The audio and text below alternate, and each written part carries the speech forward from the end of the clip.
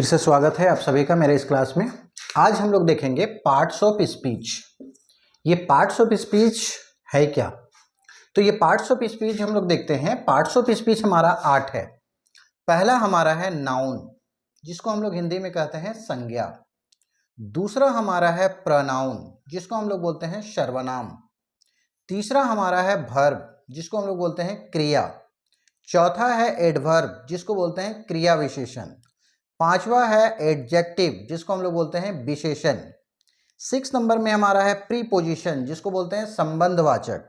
7 number में है conjunction, जिसको हम लोग बोलते हैं संयोजक। और 8 नंबर में है इंटरजेक्शन, जिसको हम लोग बोलते हैं विस्मयादि बोधक। तो इस तरह से हम देखें कि पार्ट्स ऑफ स्पीच हमारा 8 हुआ।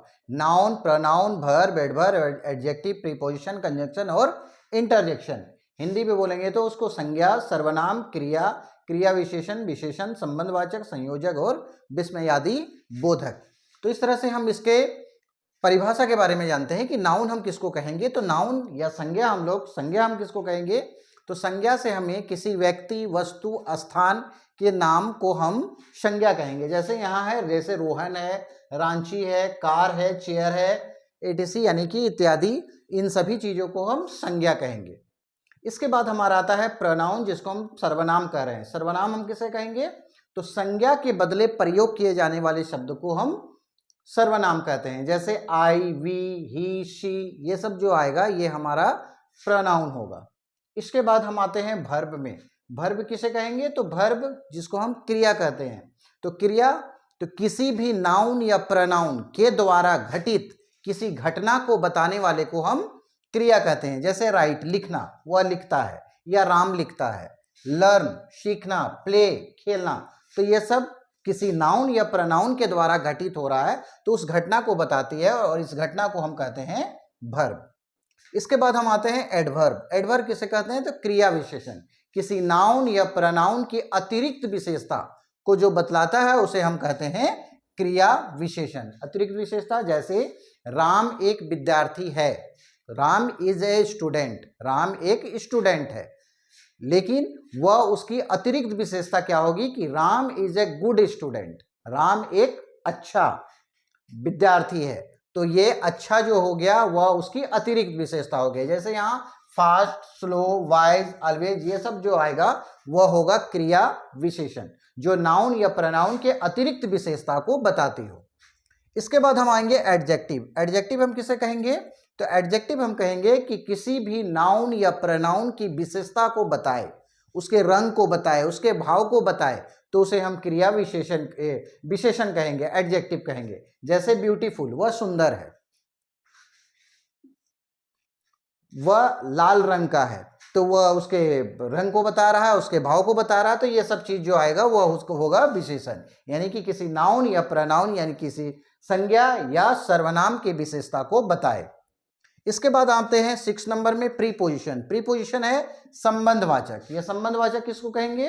तो संबंधवाचक का परिभाषा है कि किसी भी नाउन या प्रोनाउन से पहले आकर उसका संबंध दूसरे वाक्यों से जो कराए उसे हम संबंधवाचक कहते हैं। जैसे एट, इन, ऑन, ये इंग्लिश में। हिंदी में अगर हम बोलेंगे तो जैसे में, पर, ये सब जो आएगा सब ये हमारा क्या हो जाएगा? संबंधवाचक, जिसको हम इंग्लिश में कहेंगे प्रीपोजिशन।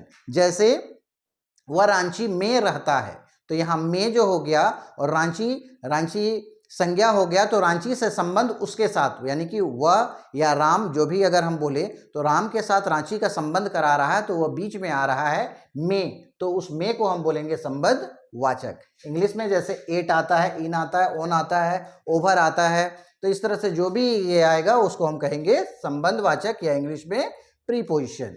इसके बाद हम आएंगे कंजंक्शन। कंजंक्शन जिसको हम लोग हिंदी में कहेंगे संयोजक। संयोजक किसे कहेंगे? तो संयोजक हम कहेंगे दो अलग शब्द या दो अलग वाक्य को आपस में जोड़ने वाले को हम बोलते हैं संयोजक। जैसे एंड, और, बिकॉज, क्योंकि, ये सब दो अलग शब्द या दो अलग वाक्य को आपस में जोड़ने का काम करते हैं। तो जो जोड़ने का काम करेंगे उसको हम बोलेंगे संयोजक।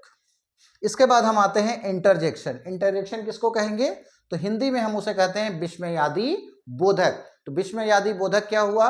तो विस्मयादि बोधक हुआ कि जिस शब्द से हमें अचानक खुशी का, दुख का, आश्चर्य का बोध हो उसे हम विस्मयादि बोधक या इंग्लिश में इंटरजेक्शन कहते हैं। जैसे हम लोग ओ, आह ये सब ये करते हैं तो इसको हम लोग विस्मयादि बोधक कहेंगे। विस्मयादि बोधक का ये चिन्ह है। अगर इस तरह से चिन्ह रहा तो हम समझ जाएंगे कि यह इंटरजेक्शन है, यानी कि विस्मयादि बोधक शब्द है। जैसे यहाँ ओ, हरि, ये सब जो है ये सब क्या है, इंटरजेक्शन है, जिसको हम हिंदी में कहेंगे विस्मयादि बोधक।